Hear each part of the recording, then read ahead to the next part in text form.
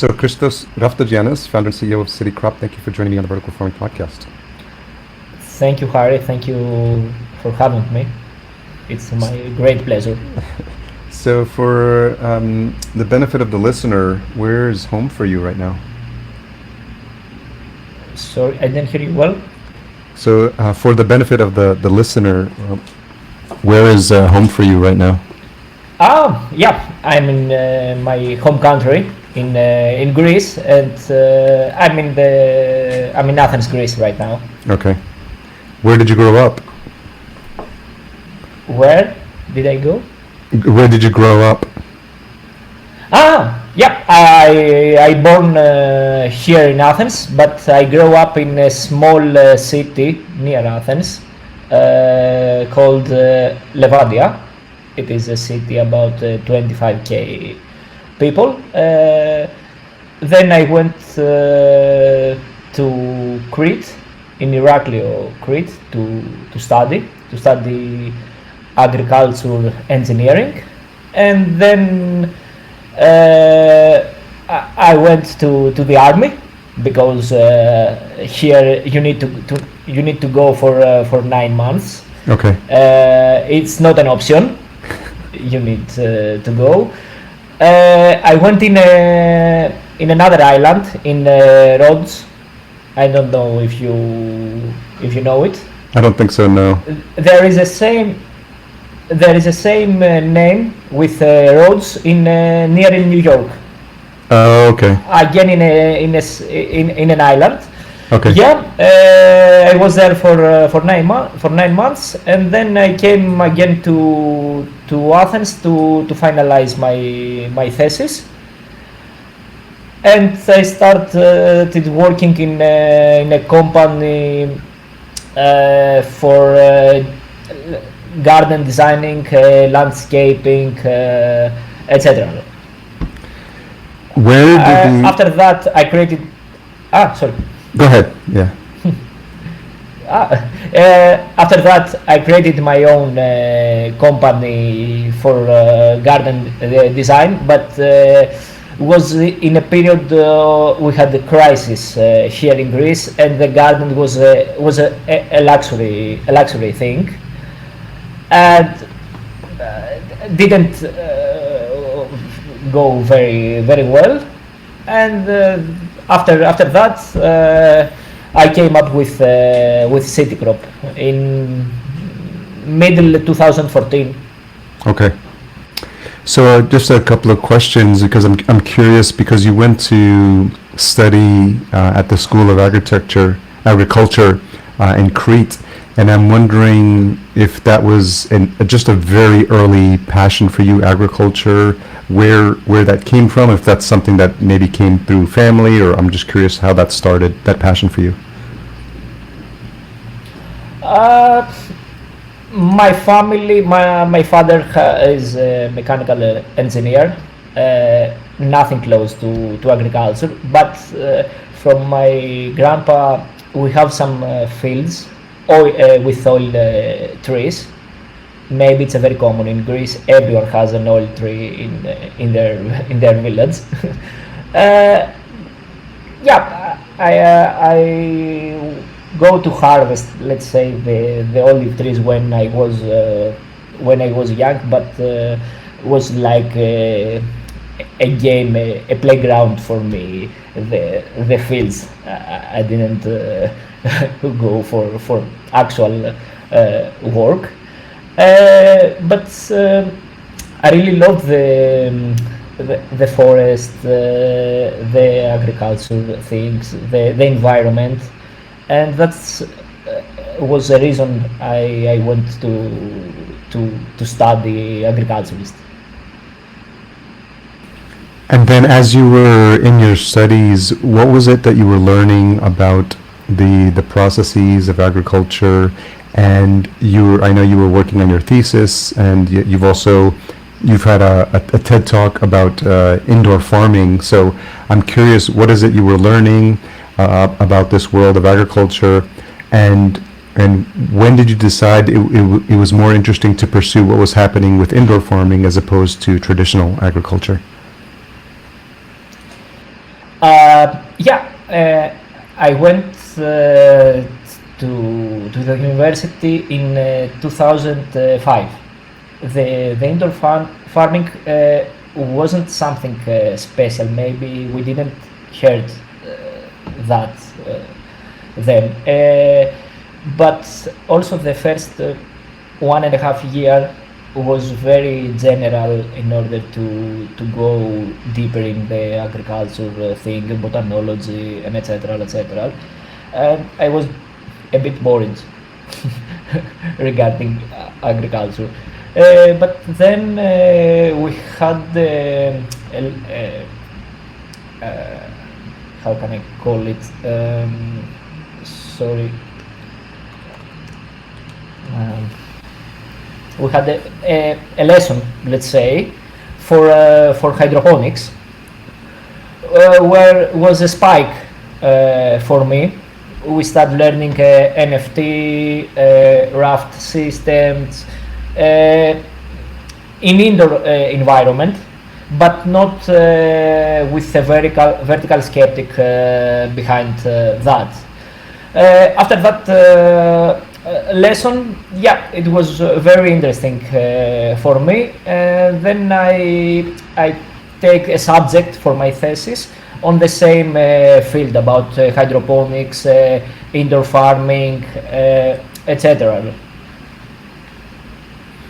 And did you know of any other people in the space? Were you connected to other entrepreneurs? Is this the first time you were thinking about doing something on your own? Not exactly. In Greece we have a bad thing. The universities don't have the entrepreneurial mindset to the student.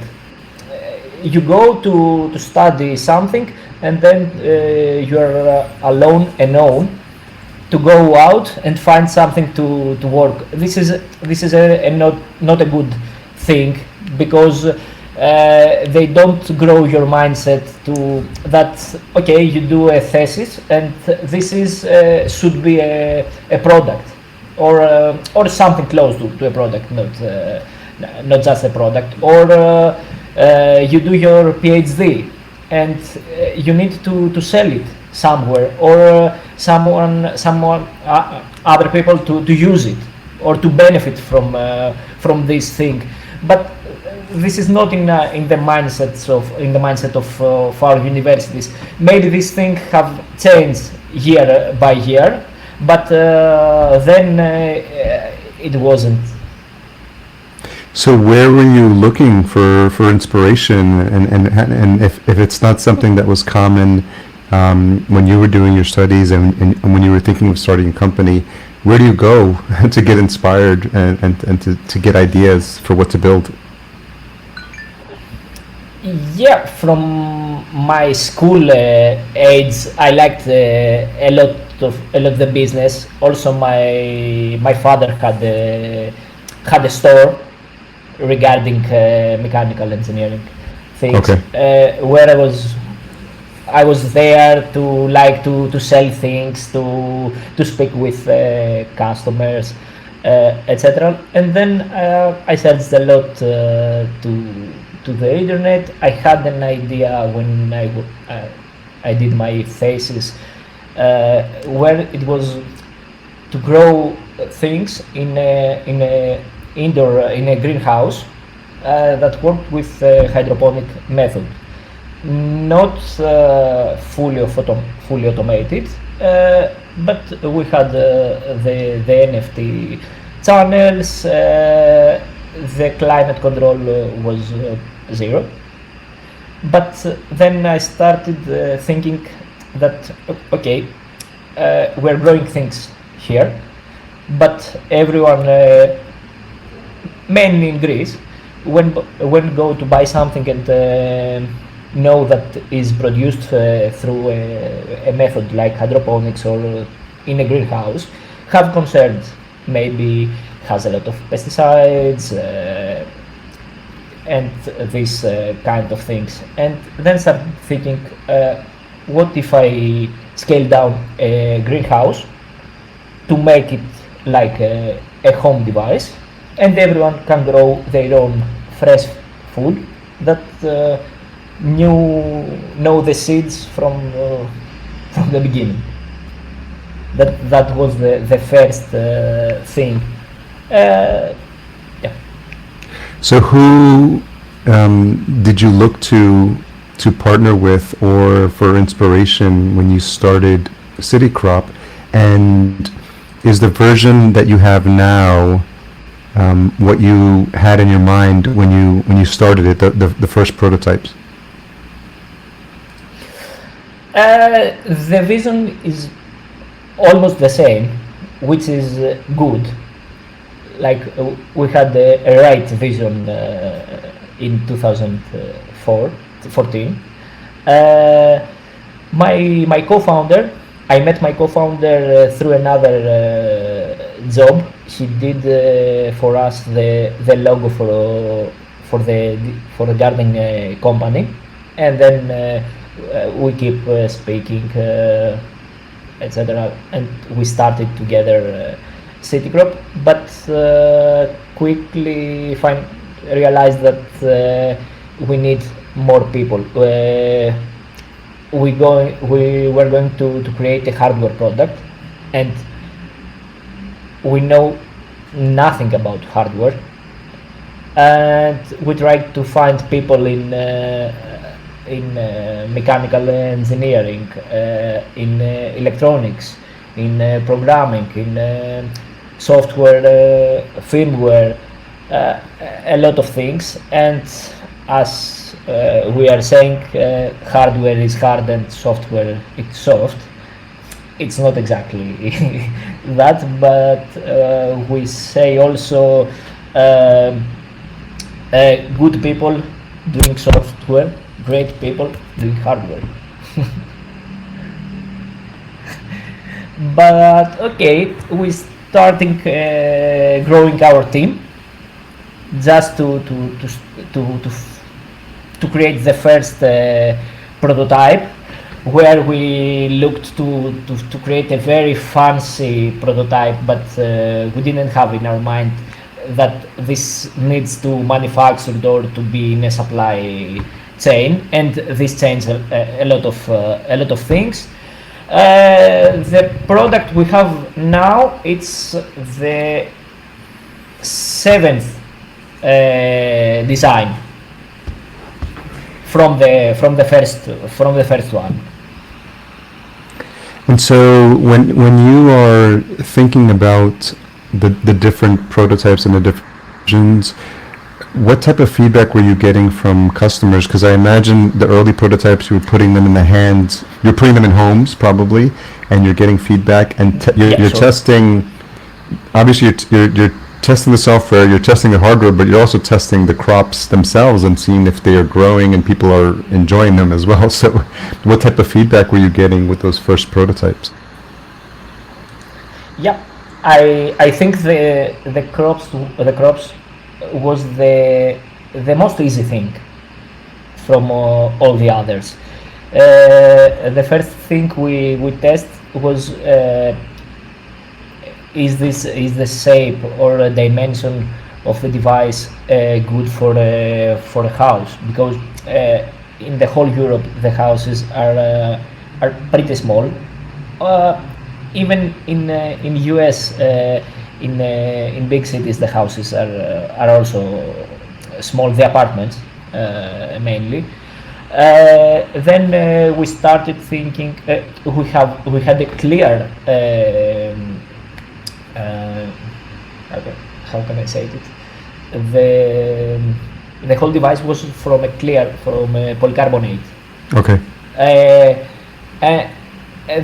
We had the feedback about that it is very bright in night, because we had the lights open for 14 to 16 hours. Okay. And was a very valuable feedback was that the device is very bright, and it is very difficult to stay in the same room with the device. Another thing was the noise, because we have a thing like air condition, in order to cool and heat the device.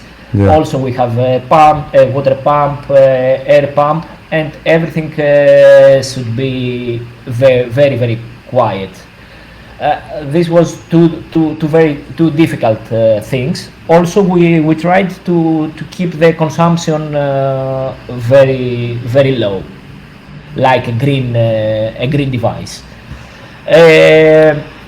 Next, the difficult things was regarding the app. The first time setup, like to be a very easy setup with you place it, you connect it to your Wi-Fi, you fill the tank with water, you add the nutrients, and then you add the seeds, and that's it.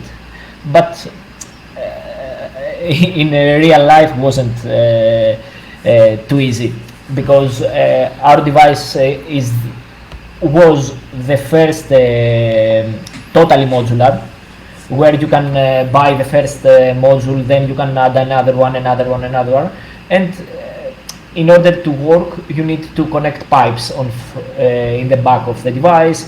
You need to connect a cable to how can I say it? To communicate where the device communicates. This was the things that we needed the value from the feedback from our customers, and helped us a lot in order to the final device have a lot of changes regarding this feedback. So was the device connected to the internet as well? Yeah. And that we worked we worked like Alexa. You push a button, the device is a hotspot now, and then through our app you connected on the device, and then you give the credentials about the Wi-Fi you want to connect. it sounds like, Christos, there's so many moving parts, because what you just described sounds like very complicated when you have to get everything working together. So I'm curious, this is your biggest company in terms of you leading it as a CEO. How do you think about building a team with so many different skill sets? Because you've described software, you've described hardware. Now that's just the mechanics, that you have to just create and grow something that's going to taste good as well. And where do you start to look as you start to think about building a team that can help you with all these challenges?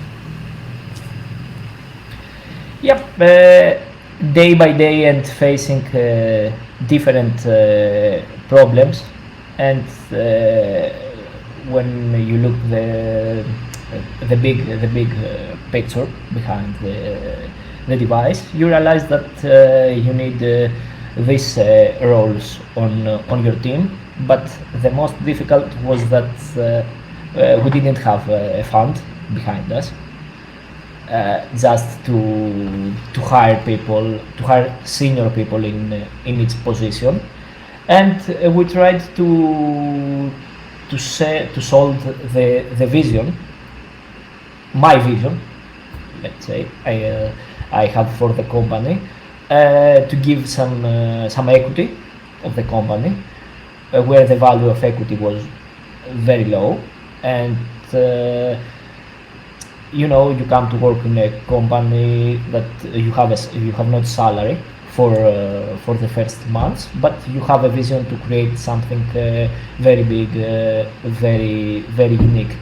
And now we are 9 with 2 co-founders, and I think we did it well in those difficult in times for Greece.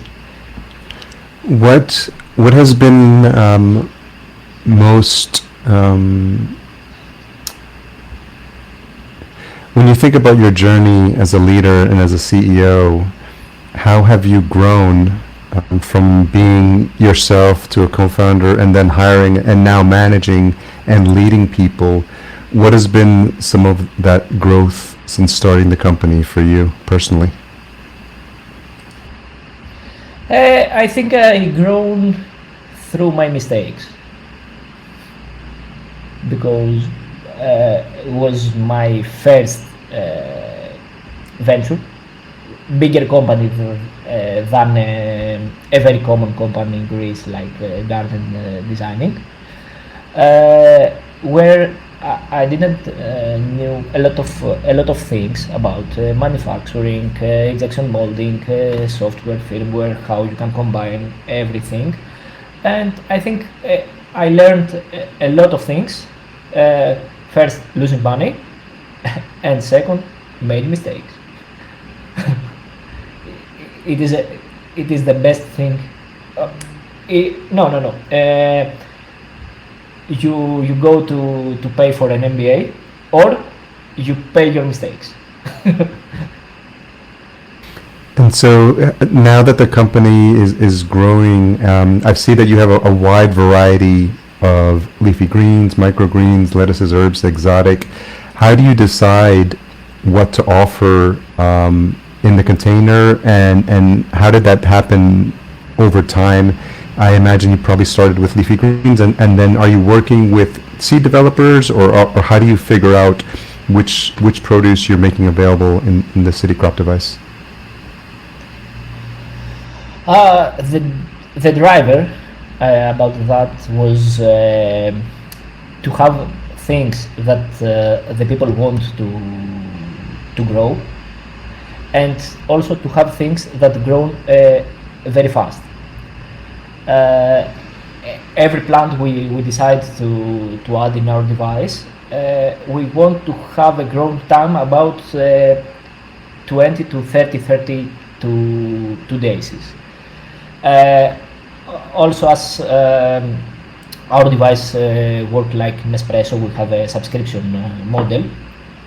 Like every month we send you the seeds, the seed bars, let's say, with the seeds are already included on the seed bars, and you just put the seed bars on the device, and the device starts growing.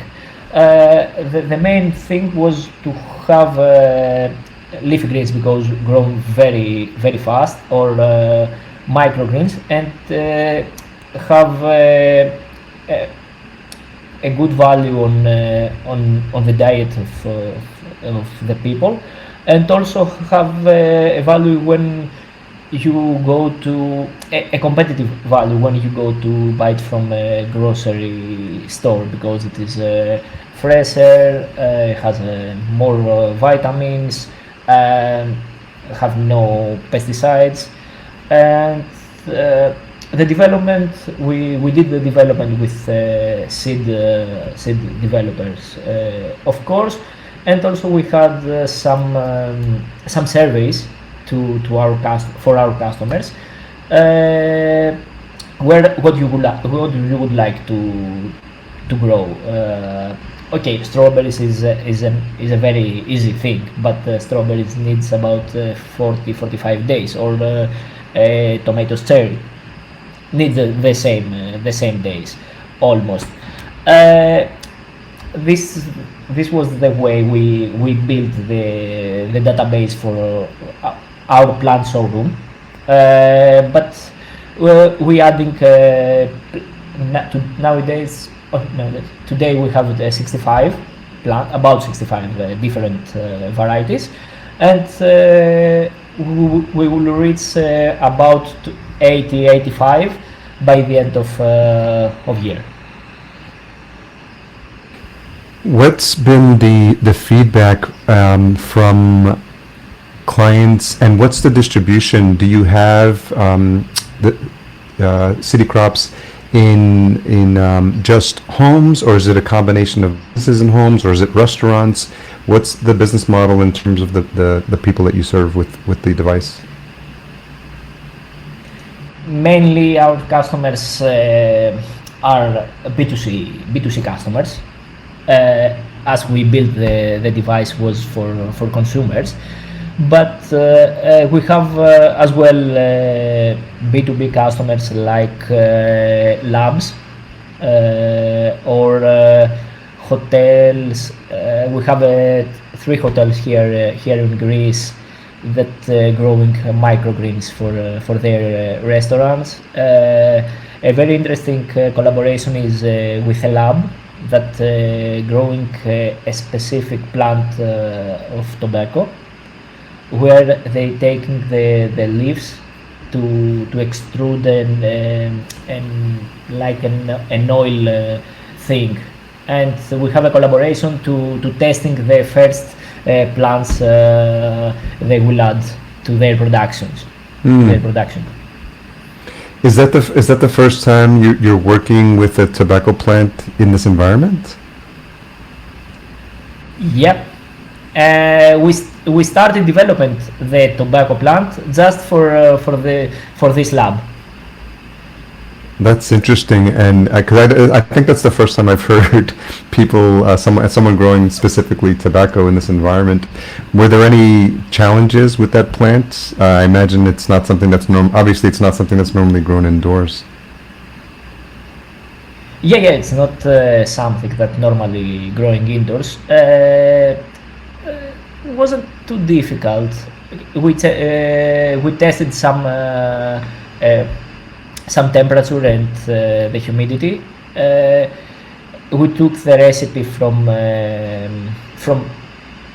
lettuces regarding the hydroponic solution, and then we keep testing the environment in the lab. Every month we change a bit the temperature on the plants till we find the perfect recipe. That's interesting, and I feel like if you can get that model right, there's probably an opportunity, a big opportunity to work with laboratories and research facilities who need access to those plants very close, so they can continuously do testing on them for the projects they're working on as well. Yeah, indeed. Even for plants that it isn't easy to find it out or to outsource these plants. Maybe you can outsource the plants of tobacco, but maybe have pesticides or other stuff on it.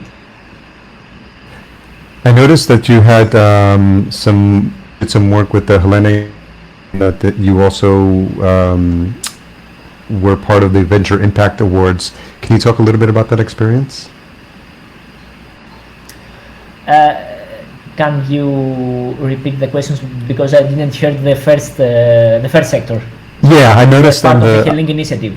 yeah, the Hellenic Initiative and the Venture Impact okay. Awards. Yeah. Okay. As a startup, we are chasing the competitions just to stay alive. This was the Hellenic initiative is an initiative from Greeks that born in US and created this initiative to help Greek entrepreneurs and Greek people. And was a call for that competition. We have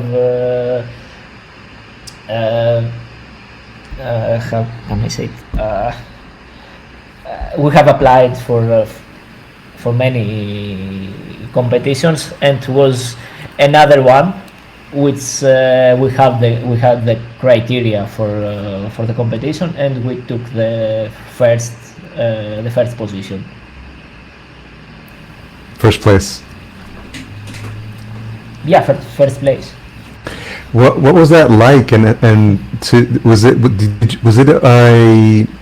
Did you feel it was a validation of the work you had put up until that point? Because Yeah. I don't know how many people you were competing against, but to take first place in an initiative like that, I would imagine is demonstrating that you're doing something that's getting people's attention. Sure. In every competition, mainly in the competition, there are a lot of different companies in different sectors, and in different growth of the companies. There are early stage or seed stage, Series A, etc. But yeah, it is a thing that you start knowing that you creating something that have value for some people, or you have done something right at this time, which is good, and it is a very good push to go forward, to work better. Uh,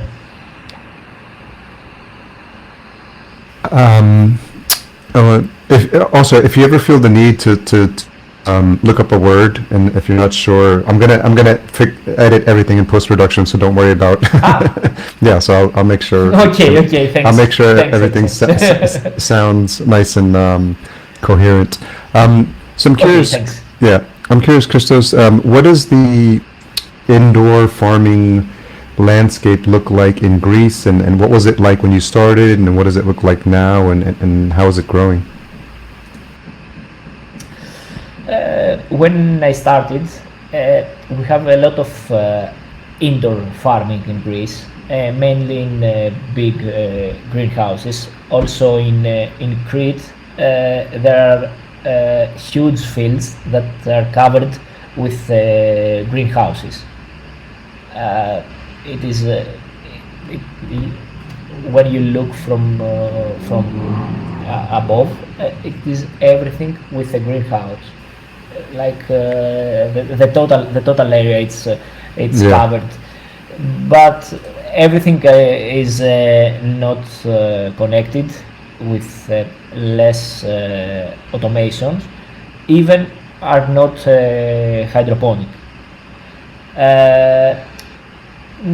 Because to create a hydroponic greenhouse is expensive.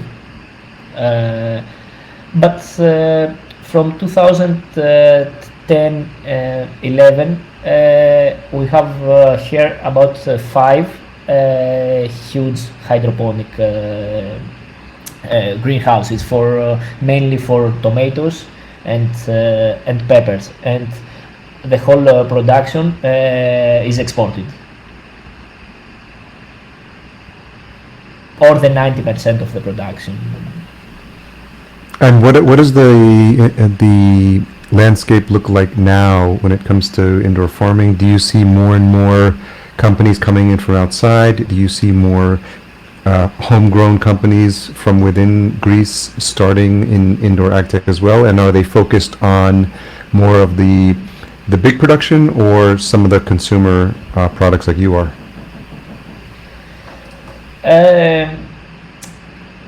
We are the only company we have focused on the home growing. The other companies are established companies, bigger companies that have created something for indoor. Yeah, the hydroponic or the indoor sector here in Greece is more mature today than 2005 or 2010, but we don't have greenhouses or indoor farms for medical cannabis, because here it is not legal yet.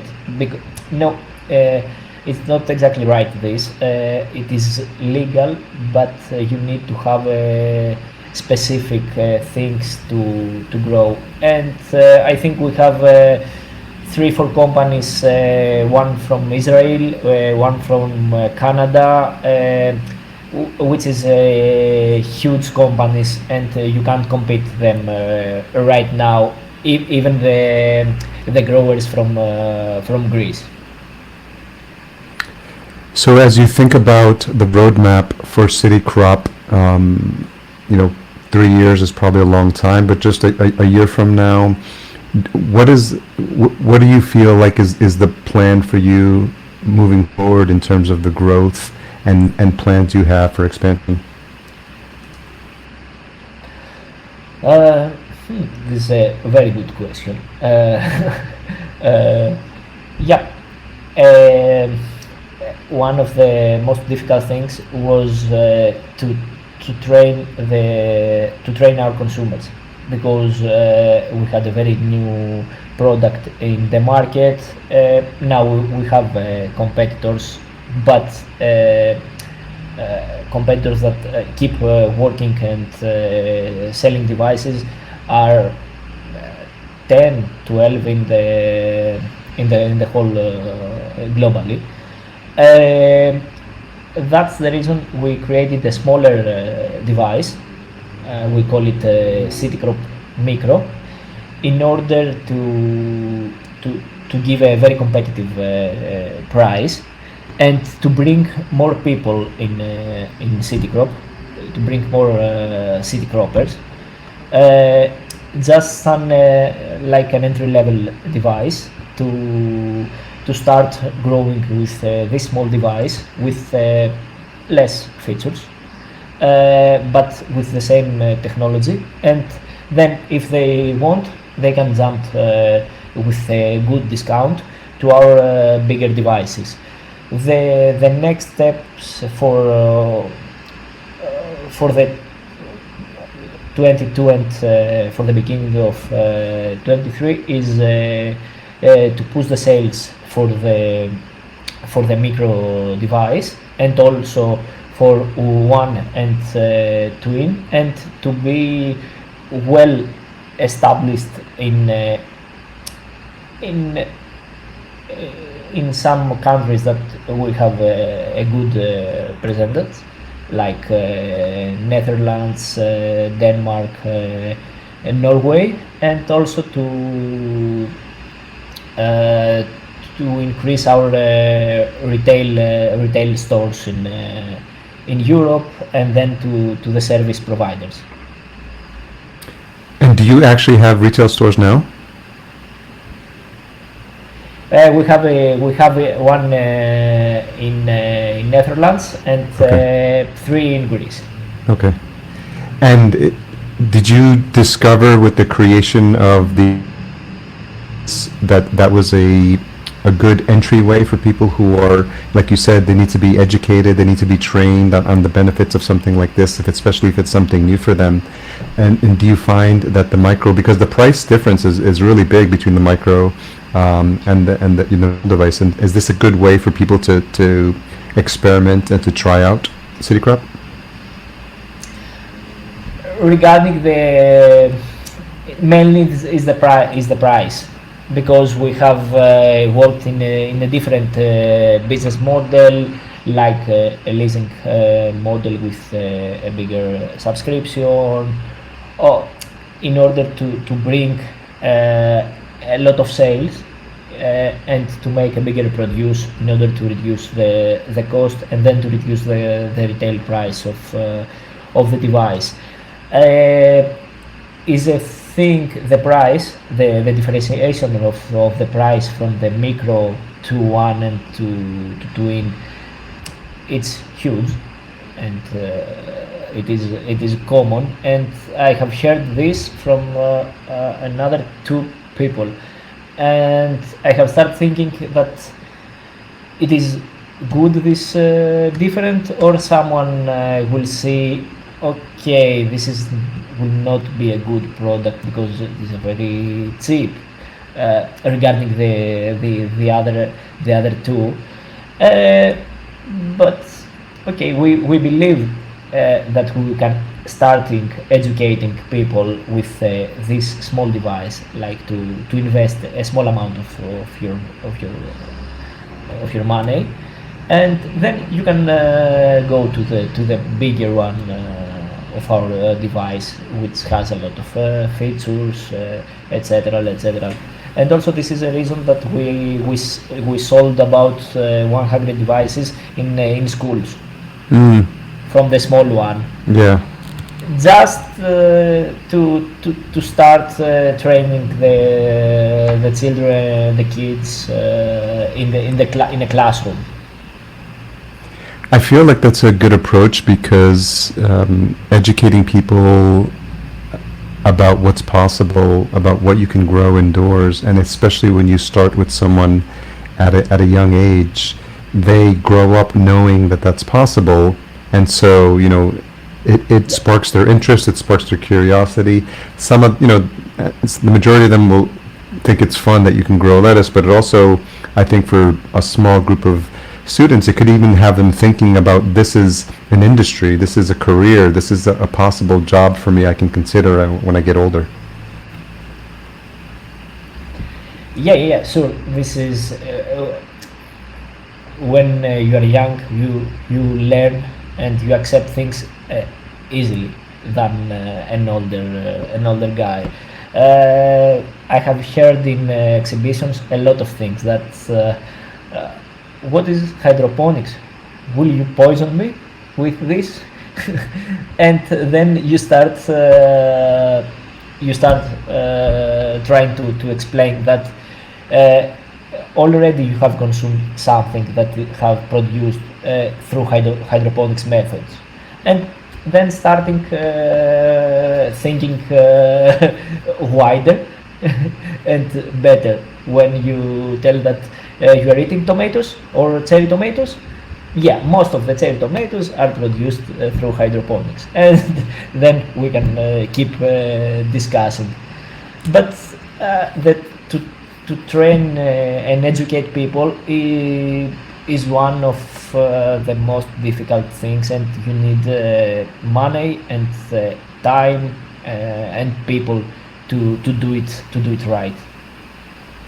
One idea that I can offer is, to reach that demographic of the children. Maybe you can create a children's book on hydroponics produced by CityCrop, a coloring book or just a children's book, because you get a illustrator, to just draw some beautiful pictures, but in the form of like something that would get their eye, like like a children's book or a children's story, and then you could introduce the story of hydroponics, promoted by CityCrop. This is a very good idea to create the new generation of Yes. city croppers. Yeah, of course. And then and then you can get creative, and then if people see it as a design, maybe if you could create it in a way where you could replace the panels, and so you could have the CityCrop micro but in different colors, like neon colors or something like that, so people can now add their own in their own creativity and design to it as well. So Also to create some NFTs. yeah. You mentioned NFTs a couple of times. Do you mean specifically like NFTs like we're talking about now, crypto NFTs, or is this something different? Yeah, it was for a joke right now regarding NFTs, but it was non-fungible tokens. Have you had support, or have you gotten the attention of the state or any of the government organizations? Do they see this as an opportunity to help grow, and support entrepreneurs who are doing something that are based in Greece and growing in a new industry? Yeah, we have support from the government. Even if maybe we will have better support if we create something bigger to solve a problem in some areas that is difficult to grow. Like if you create a vertical farming container, which is very common, and we can do it to use our technology to have the right climate, the pH, the AC levels, etc. But the thing is that we're losing our scope for the company. We believe in the B2C market, in the consumers, that in some years from now the devices like CityCrop will be mainstream for every house, and we don't looking it very. Give me a second. Very very seriously to create a bigger device like a container device. Okay. Maybe closer for us in order to have support is to create a closet where a bigger CityCrop, like a closet, where we can place it in a supermarket Yeah. or in schools again for the lunch for the dinner of the kids. This kind of devices. So as we come to the close of our conversation, just had a couple more questions. Obviously, this is something that is a passion for you. It sounds like it's obviously been a challenge and exciting, and I'm sure every day you have new adventures and new challenges. So when you look at the future and how this industry is growing, I'm curious for you personally, Christos, what continues to keep you motivated?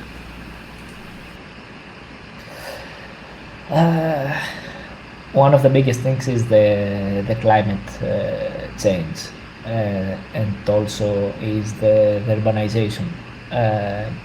We need to keep growing more in closer to our cities, and I strongly believe that our technology can help people to start growing close to their house or to their needs. To growing in the next door. This is the main thing that pushing us to work harder and harder every day. Well, that's very motivational, because it's definitely a challenge. That's obviously not something that's specific to Greece. It's a challenge that's happening across this globe, and I think to see more and more people coming up with ideas to support our need to have local access to fresh food, educating people that come from the cities. Because I grew up in New York, lived in New York City, and there's people that have never even visited a farm, and you don't have any idea, where fresh produce comes from. Here in the States, they fly it in from California 3,000 miles to get to your plate on New York, and I think even if it's just educating people, that you can have fresh food locally, if you know where to look, I think is really important. Yeah, I believe also here in Greece, some of the childrens they don't see how a sprout starting growing, which is crazy, and is the thing that you can take a small device and you have it in your countertop, and you can see how the things growing. Yeah.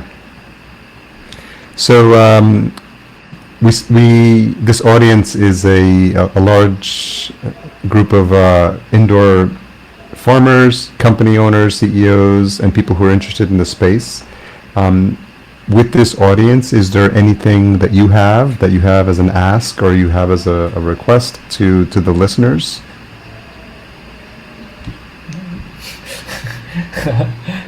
Oh, I need to think about it.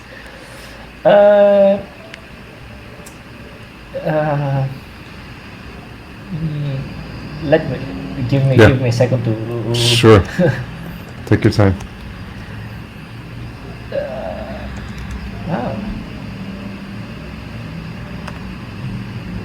Yeah, maybe as we are all in the same sector, okay, in a different scale, like bigger indoor farms, B2C products, to we could create collaborations in order to grow more things closer to the cities. This is difficult to change technologies because there is a lot of IP in the middle, but good collaborations will be the best thing that all of us go forward, because the scope is one, to bring the food closer to the people. Yeah, it seems like everyone is on the same mission, and I think sometimes people think, that there's, if people are doing similar things, that it's competition. But I think, to your point, and then what I'm hearing from you is that I think if we think about it creatively, there's always going to be an opportunity to find ways we can work together, collaborate. Maybe it's open source, maybe it's sharing ideas, best practices, and I think I think everyone so far that I've spoken to has that mindset of this is something that's needed, and the more companies that are working on this problem, the better. And so for right now, it's a good thing, and I think there should be an ability to find ways to work together, which I think is positive. Yeah, sure. We are in the same sector, but if one from a large indoor farm come to me and ask me to introduce him to a greenhouse in Greece, it's not something competitive for me. It's okay. We are in the same sector, but we're doing different things. Yeah. And maybe the opposite for me. What would be the opposite for you? Yeah, to have some introductions somewhere, like not something. I don't have something specific in my mind right now. Yeah. Just thinking out loud. Yeah. Okay. So the website is citycrop.io. Is there any other place you want to send listeners to connect with you or the company? Through our social media, Instagram, Facebook, YouTube. We don't have the best presenters, but we want to create more videos. Yeah. But mainly in Instagram and Facebook. Okay. So I'll make sure that we have all the links on the show notes. Listen to this episode, they can see all the links in the details and the. So, Christos, I want to thank you for connecting with me and to reaching out, and there's so much interesting things happening in this space. It's hard to keep on top of everything. So sometimes people come to me and like you did, and we had a nice conversation, and I'm just excited to tell your story, to see what's happening in Greece when it comes to indoor farming. Yeah, thank you too for having me. We had a very nice